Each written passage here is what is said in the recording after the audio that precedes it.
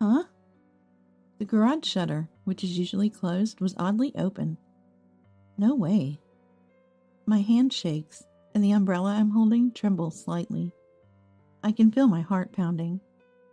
As I get closer to the car, I realize clearly there's not just a woman in the car, but also a man.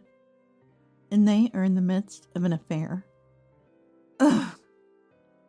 I bite my lip to stop myself from screaming in shock. I can't let them know I'm here. I need to gather evidence. The person who comes out of the car is undoubtedly my husband, Freddie. Come on, the car is cramped. Let's do it outside next time, huh? Freddie's cheerful voice sends shivers down my spine. Stop it! Someone might see us. Close the shutter. No, it's fine. The car will hide us. The remote is too far away. Come here, Moselle. You're the best in the world. It's no use anymore. I can't stay here anymore. But if I leave now, what about the evidence? I fight the nausea and try to think. That's it. I quickly grab clothes lying on the ground and a remote hanging on the wall and leave the garage. For you two, so vigorously passionate, being naked suits you well. Stay there together forever. First time having a woman in charge. Are you sure you can handle it? Please, I don't want any complaints or tears, says the client jokingly, but without malice. I'm Holly, 34 years old. I've been in sales for over a decade. I'm used to this. Don't worry, I've got it under control. As I smiled amiably, our client Leroy began packing up his documents. All right, he said, standing up from his desk. I'm used to it, but I can't shake off the unsettling feeling in my chest. Please contact me anytime if anything comes up before our next meeting. I stand up, hiding my feelings, and follow Leroy. He moves towards me, pats my shoulder, and then strokes my back. Yeah, I'll get in touch. Looking down on me because I'm a woman, yet showing ulterior motives because I'm a woman? Trying to keep my distance from his hand, I find it troublesome. Hey, Leroy, what are you doing? Don't get too friendly. A man's voice causes Leroy to hastily back off. Freddie, this isn't what it looks like. Ignoring Leroy's flustered excuses, the man apologizes to me. Leroy is sorry. I'll speak to him about this. Oh, and feel free to ask for a change of person in charge anytime. That man who had a better sales smile than me, this man, probably Leroy's boss, would become my husband just a few months later. His name is Freddie. He's 6 years older than me at 40. At first meeting, I was impressed by his considerate demeanor, and Freddie continued to show his smart handling of situations. Gradually, we were drawn to each other, and a month ago we got married. The Freddie I met back then was certainly charming. It was surprising that he hadn't been married until he was 40. But perhaps there was a reason why he had stayed unmarried until that age. Looking at our new home, I sighed. Rewinding to before we got married, Freddie was a frugal person. I earn decently, but there's no need to waste, right? When I asked about our wedding plans, Freddie was surprised. Wedding ceremony or not, it's a personal choice. There are various values and beliefs, but how you communicate those values is important. I didn't have a strong desire for a big wedding, but being treated as a waste made me feel uneasy. I pushed these indescribable feelings down and asked the next question. So what about our new home? Shall we go house hunting next weekend? Both Freddie and I were living with our parents, so moving into one of our apartments wasn't an option. We needed to decide on our post-marriage residence. Freddie faintly suggested moving in together, but I firmly declined. Often returning home late at night due to work, I didn't want to inconvenience his parents with different living rhythms, so renting seemed like the logical choice. How about looking for a 2 LDK apartment? To my suggestion, Freddie unexpectedly objected. An apartment? He looked dissatisfied. Could he still be hoping for us to live together? I've said before, living together is difficult. No, it's not that. I've only ever lived in a house, you know? Freddie interrupted me. I lived alone during college, then moved back home for work. Freddie, on the other hand, commuted from home during college and had no experience living alone. Are you worried about the size? For now, without kids, an apartment should be enough. No, it's not about the size. Can't you understand? It's just a feeling. I don't care about the size or age, but I want a house. Okay, got it. Let's look for one. So with his peculiar insistence, we moved into this house. Our new home from today is a 50-year-old rental house. Older than my parents' house, but a house as he wished. I would have preferred something newer, but couldn't convince frugal Freddie. They say you grow attached to old houses as you live in them. Well, that's true. The rent is cheap for its age, and it might be sensible considering the future. But the deciding factor for this house wasn't the rent. I'll be right back. With that, Freddie, looking restless, headed to the garage. The garage, an addition next to our house, looked out of place with its modern design against the old house. It had an electric shutter that operated with a remote. Following Freddie, I found him gazing at something in awe. Ah, how beautiful it is. What he was admiring was a super luxury car, delivered just a few days ago. I'm not well versed in cars, so I don't fully grasp its appeal, but it was definitely expensive. Including various expenses, it cost just under $400,000. When I heard the amount, I was so shocked that time seemed to stop. That's the price of a house. We could have bought a house you wanted. No, houses don't matter to me. Don't you get it? It's a man's dream. A man's dream. I wish he wouldn't dismiss such an enormous amount as merely a man's dream. If it was from Freddie's savings before our marriage, I wouldn't have said anything. But unbelievably, he bought it on loan. Moreover, he didn't consult me beforehand, thinking I would oppose it, so he told me after the fact. Are you sure this is okay, considering we might have future expenses? It's fine. We're married now, after all. Isn't it usually the opposite? Freddie, admiring his reflection on the car, didn't even glance at me as he spoke. Now that we're married, you will earn and manage the living expenses, right? Then I can use all my salary for the loan. What? When I lived at home, my mom managed my salary, so I couldn't spend freely. Now I can. I had heard about his mother managing Freddie's money, which I thought was just overprotectiveness. But now I see his unique approach to finances. He doesn't spend on a home he's not interested in, but spares no expense for a car he loves. In a way, he's honest with his desires, but it's unfair to expect me to support him. So, I'm supposed to support you. That's impossible. We might want kids in the future. What are you talking about? I'm already 40, and you're 34, right? It's too late for that. Don't have strange expectations now. Just contribute to me instead. But you said you wanted kids too. Yet all you care about is the car? If it happens, we'll raise it, I guess. Oh, and don't say support. I work too, you know.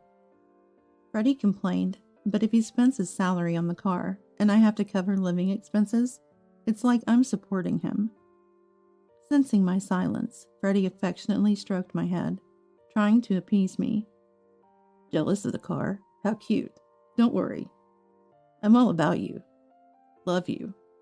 You're the best human in the world.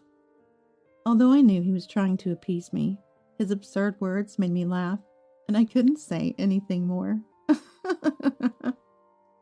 This is quite a situation for a newlywed. During a work break, Lindsay, Freddie's age, and a rising star at work, listened to my rant with a wry smile. Her work performance had been exceptional, leading to an unusually rapid promotion. Being so empathetic and trusted by everyone, Lindsay was always there for advice. I knew he was particular, but I never imagined he'd be so self-centered. My ex-husband was the same. He always put himself first, never listening to anyone else. Exactly. Our moving boxes are still unpacked, and he keeps sneaking off to the garage. Well, I ended up divorcing because he never changed. But Holly, you're still newlyweds, right? Maybe you'll change. Lindsay pulled out a small bag of chocolates and placed it in front of me. Eat something sweet, refresh yourself. You don't have to accept your husband blindly, but maybe try meeting him halfway. Of course, joining the divorcee club is always an option. As I ate the chocolate, Lindsay and I exchanged smiles. True, I had little interest in cars and hadn't made much effort to understand them. Maybe my attitude showed whenever Freddie talked about cars. Since I'm finishing work early today, maybe I'll cook his favorite Chinese dish and wait for him. After shopping at the supermarket, I hurried home. All right, where should I start? I packed the fridge with groceries and flipped through a recipe book. Lately, I'd been too busy to cook anything elaborate. As I pondered what to make, I faintly heard a woman's voice. Listening outside the open window, the voice was intermittent, but definitely there. Houses in this area are spaced apart. It couldn't be a neighbor. Feeling uneasy about the intermittent voices, I grabbed an umbrella and my mobile phone from the entrance for protection and quietly headed towards the source of the noise. The voices seemed to be coming from the direction of the garage. Huh? The shutter, which is usually closed, was inexplicably open. Freddie doesn't use that luxury car for commuting. He's afraid of scratches and finds it difficult to drive, so the shutter is usually closed. Freddie opens it every day after returning home. He even had a security camera installed in the garage for extra protection. It's strange for such a secure garage to be open. What if it's a female thief? If she's after the car, I have to protect it. It's Freddie's precious car after all. I gripped the umbrella tightly. It seems the female thief is already in the car, struggling to start the engine maybe. The car was shaking enough to be noticeable from a distance. Holding my mobile phone ready to call the police, I crouched and slowly approached the car. I hid close to the window. That's when I realized my huge misunderstanding. No way. My hand trembled, and the umbrella shook. I could feel my heart pounding. As I got closer, I understood clearly. There wasn't just a woman in the car, but also a man. And they were in the middle of an affair. Who could it be? The answer was obvious. No one would use someone else's car in their garage for such acts. Freddie was having an affair. Ugh. I bit my lower lip to stop myself from screaming in shock. I can't let them know I'm here. I need evidence. I had my mobile phone. I could record a video. But what should I do? The voices are muffled, and filming inside the car without being noticed is difficult. My emotions were a mess, and tears started flowing. I knew I needed to do something, but I couldn't move. Suddenly, the car stopped shaking, and the voices ceased. Phew, it's hot. With that exclamation, the rear seat door on the opposite side from where I was hiding opened. And unsurprisingly, it was Freddie who emerged. I couldn't see him, but recognized his voice. A woman seemed to follow him out a moment later. Wait up, I'm not even dressed yet. And Freddie, you've only got your shirt on. Your pants are missing. That's crazy. The woman's laughter rang out, unfamiliar to my ears. Because there's no need to put them on yet. Look, it's cramped in the car. How about we do it outside next time, huh? Freddie's cheerful voice sent shivers down my spine. Stop it! Someone might see us. Close the shutter. No, it's all good. The car will hide us. The remote is too far away. Come here, Moselle. You're the best in the world. Hearing these all too familiar lines made my heart ache. He'd said them to anyone. and I had foolishly believed them. After a while, the woman, Moselle, didn't seem to mind, and they started making disturbing noises again. Didn't they feel any shame, knowing someone might see them outside? All this effort to get dressed. It's fine, it's fine. Clothes, either tossed or taken off, floated in the air and landed right in front of me, hidden in the car's shadow. It's no use anymore. I couldn't stand this anymore. But if I left now, what about the evidence? Feeling half panicked, something caught my eye in the upper corner of the garage. That's right, that would work. I could get the evidence without being here. Deciding my course of action calmed me, and my mind cleared. Engrossed in their act, they wouldn't notice me. I easily made it to the garage exit. That's it. I'll take this. I swiftly grabbed the clothes on the ground and a remote hanging on the wall and left the garage. Then things moved quickly. I stuffed only important items into the trunk. I wasn't coming back to this house. Minutes later, I was at my office. I needed to save the evidence. While my mobile phone could do it, a computer felt more secure. There was a computer at home, but staying there risked running into Freddy. At the office, I had my personal computer.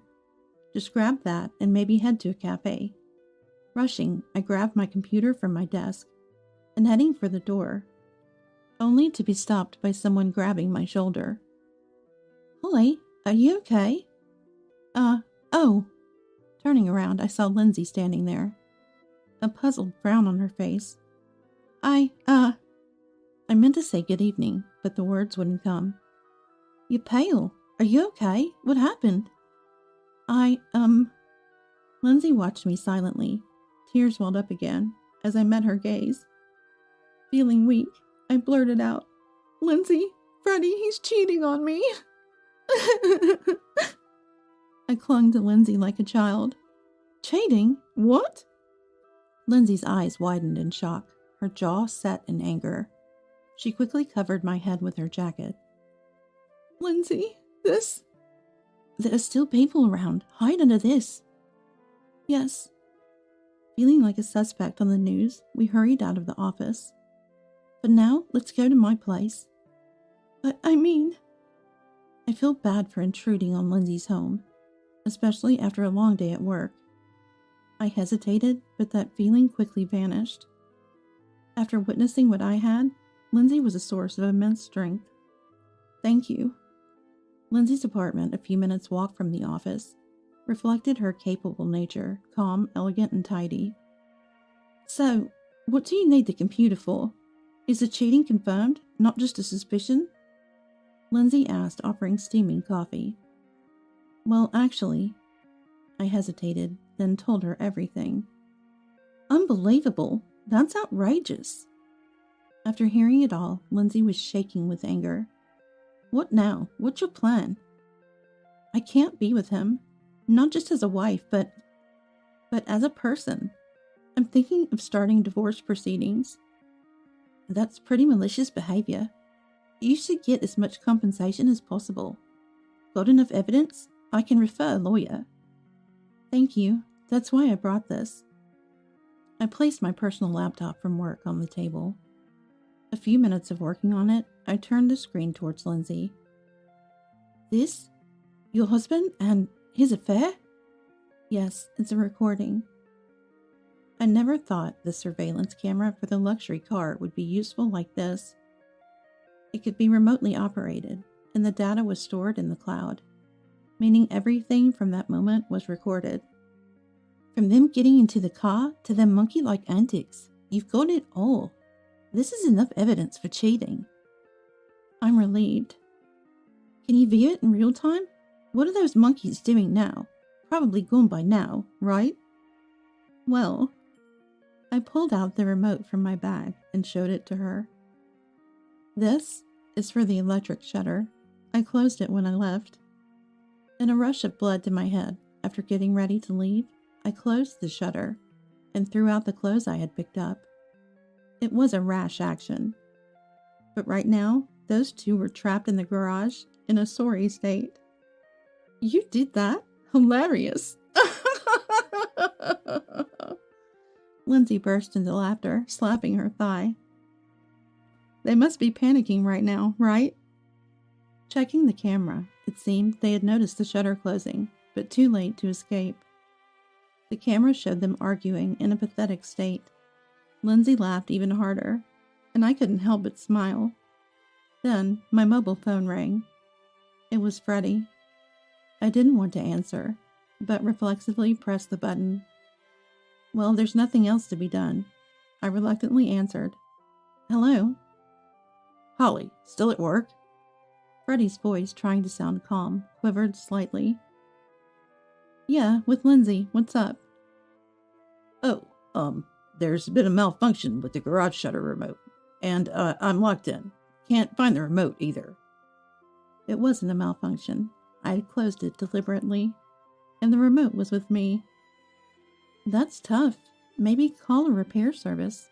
They should open it quickly. No, it's fine. Don't want to waste money. Yeah, I'll figure something out. Freddie hastily denied. Of course he would. If a repairman came, they'd easily open the shutter, revealing them in their less than dignified state.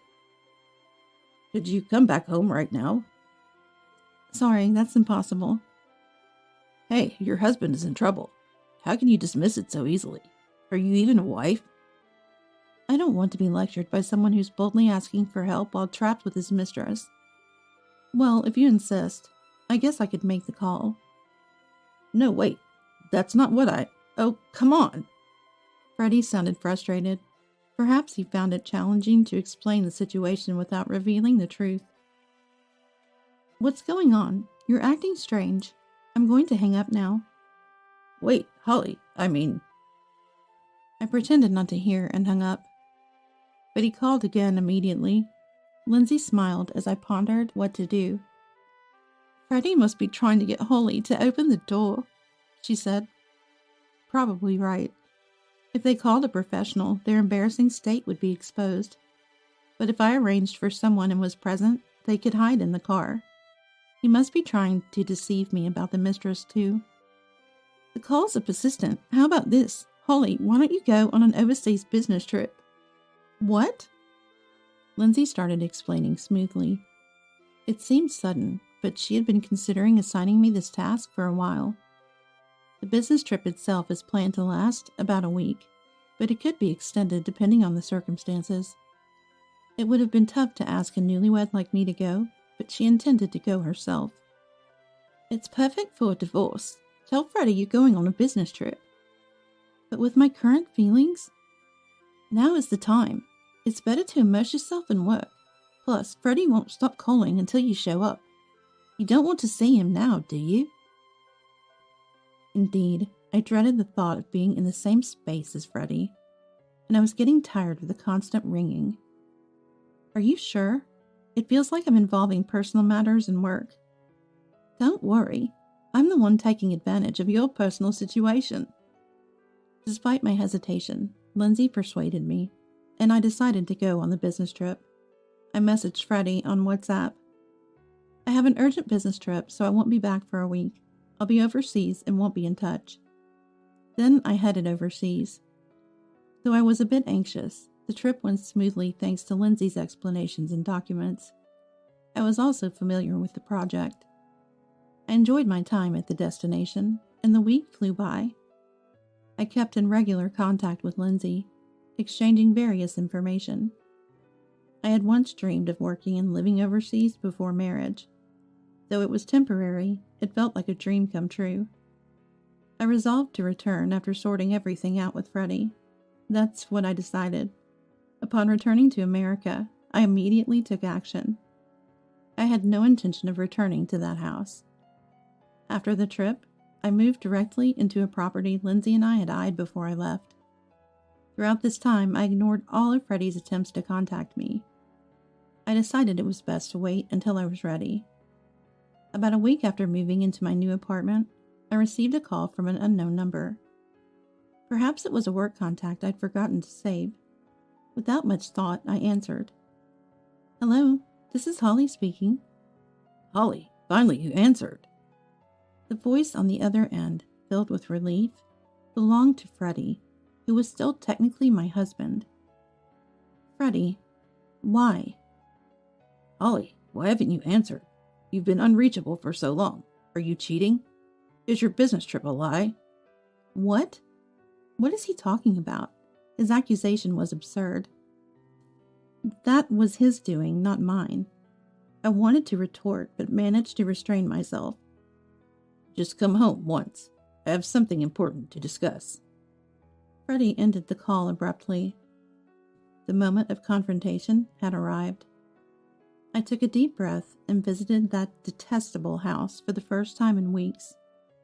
You're finally back.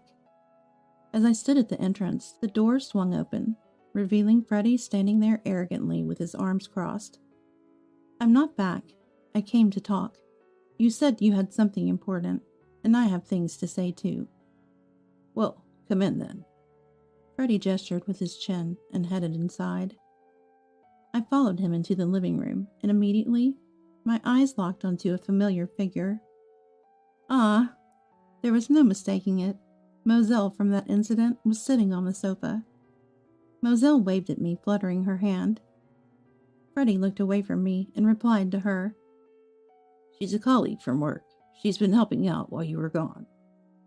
A mere colleague coming to our house? Shut up. You don't have any right to judge me. Freddie sighed heavily and slammed a paper onto the table. I stared at it intently. You know what this is, right? Divorce papers. I don't need a selfish wife who doesn't care about her family. Freddie looked triumphant. I smiled and reached into my bag. Coincidentally, I was thinking the same thing. What? Imitating Freddie, I slammed my own divorce papers onto the table, already filled out. Why would you? Because I want a divorce, just like you. That's true, but... Freddie seemed shocked, perhaps expecting me to be tearful and pleading. Shall we proceed? About the compensation. Freddie looked up, startled. Yes, that's important. We need to talk it over, properly. I wasn't sure about the amount, so I consulted a lawyer. They suggested something like $20,000. What? That much? Really? Freddie's face lit up with surprise. Moselle, too, seemed delighted, her eyes sparkling. Moselle and you each will pay $20,000. What? So a total of $40,000? We did it, Moselle. Wow, Holly, you're so generous. Watching them hold hands and jump for joy, I tilted my head and spoke softly.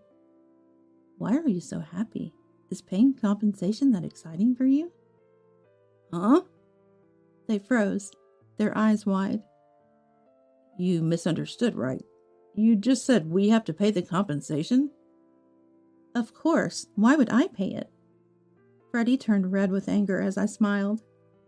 You're to blame. It's because of your selfishness that I even considered divorce. Why? Don't you have any idea? Their obvious discomfort was telling. Maybe I was too busy to pay attention to you, but... His excuses were transparent. Well, yes, you must have been busy. Meeting up every week, you two? Secret meetings? We didn't have any. His voice cracked with agitation.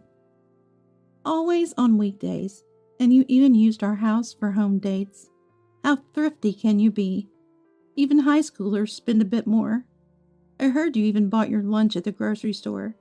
Maybe spend a little more on her. Freddie's face was a shade of deep red as he struggled to find words. I was saving for Moselle's future. I like being frugal. So that's his freebie reply. That's not frugality, Freddie. That's being stingy. And it's a nuisance for everyone involved. Watch your words. Freddie raised his arm in anger, but stopped abruptly when he saw someone appear behind me. Who's that? Lindsay appeared to back me up. There was a reason I asked her to come. Meet Lindsay, who I've been working with. You know her, don't you, Moselle? Moselle? Ah. Moselle's face turned pale upon seeing Lindsay. Rushing to Lindsay, Moselle pleaded desperately. Please don't tell my mom. Mom? Freddie looked confused at Moselle. Instead of Moselle, I answered. Moselle is still a college student. She lives near Lindsay. Though I hadn't recognized her initially in the camera footage, Lindsay and Moselle were acquaintances. Moselle's family was known in the neighborhood for being strict. Becoming involved with a married man was unthinkable, and even dating was forbidden. College student? You told me you were a working graduate. Didn't you say she was a colleague? What's going on? Confronted with my question, Freddie looked around nervously and fell silent. I'm sorry, but even if I don't tell, the lawyer will. You can't afford the compensation, can you? Someone else will have to pay. Moselle was trembling, her head bowed. Please stop. I was grounded just for dating a classmate before. If they find out I was with a married man, I might never be allowed out again. I wondered why she would risk so much to be involved with Freddie. Watching in disbelief, Freddie kneeled beside Moselle. Wait, Moselle, you're unemployed? Stop saying it like that. I'm just a college student. Unemployed then? Oh no, how are we going to manage? I need a working mother. The loan. What? What are you talking about? This loser, relying on someone else's income? Freddie was near hysteria, and Moselle was fuming. Lindsay, they're quite a pair, aren't they? I muttered. Watching their ugly quarrel, there was no point in staying. Lindsay and I exchanged glances and started to leave. Suddenly, Freddie, looking desperate, grabbed my arm. Wait, I was deceived. I didn't cheat. Holly, you're the best, believe me. His pathetic plea was all he had. I stared at him. His face was tear-streaked, his eyes bloodshot, and his words were all about self-preservation. Mostly lies. I felt relieved I wouldn't have to spend my life with him. I'm returning to this. What? Why do you have the remote? Was the repairman surprised? Let this be a lesson. No more garage antics. I saw everything. What? Don't use such an expensive car as a substitute for a hotel. Cars are meant to be driven. If you're going to get in, at least sit in the driver's seat. Don't get it wrong. Realizing what I meant, Freddie's face drained of color, and he slumped to the floor. Laughing, Lindsay patted my back as we left the house. The divorce was finalized without issue. Moselle's parents paid the compensation, saving the day. Moselle herself was summoned home and now rarely leaves, forbidden to wear makeup or dye her hair, spending her days studying. It seemed she might soon be married off to someone her parents chose, as Lindsay mentioned. Perhaps for Moselle, that was for the best. As for Freddie, after the divorce, his affair with Moselle quickly became known throughout the company. Giving his self-proclaimed status as a loving husband, the backlash was severe. Moreover, his mistress was a college student. His reputation plummeted both within the company and with clients. Now he's shunned both internally and externally. He continues to work to pay off his luxury car loan, but it's only a matter of time before he's fired, as it's more of a liability than a benefit to the company, so everyone says. While their fates reached my ears, I was too busy with my life to care. A year after the divorce, I quit my job, and now work overseas, living my dream. Hey, Holly, why are you smiling? Just thinking about how to surpass you, Lindsay. Lindsay recently started a business. Come with me. And she invited me to join. I didn't expect it to be overseas, but readily agreed. My dream had come true, but I had a new one. To become like Lindsay, surpass her, and repay the kindness she's shown me. The debt to Lindsay is immense, both personally and professionally. I don't know when I'll achieve this dream, but I'm determined. In your lifetime, that's impossible, Lindsay said with a knowing smile. I silently vowed to myself while watching her.